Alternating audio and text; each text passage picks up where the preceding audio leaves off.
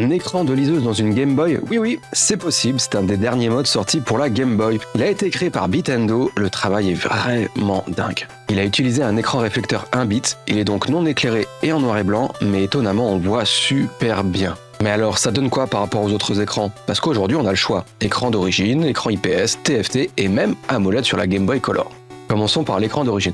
Bon, je vais être franc, il lui met 1000 sauf si tu préfères la teinte verdâtre d'origine. Par rapport à l'écran IPS, c'est plus compliqué de choisir. Je préfère le rendu du Bitendo, mais avec l'IPS, on peut jouer sous sa couette sans lampe torche. Parce que oui, le Bitendo reste dépendant d'une source de lumière, et suivant comment tu te places par rapport à elle, tu verras plus ou moins bien. Et donc, quel écran choisir? L'IPS c'est top, on peut régler la luminosité, avoir un écran plus grand suivant le modèle, mais personnellement, je jouerai sur le Bitendo dès que j'ai une source de lumière. Je trouve que le rendu en noir et blanc de cet écran est si beau et plus fidèle à l'écran d'origine.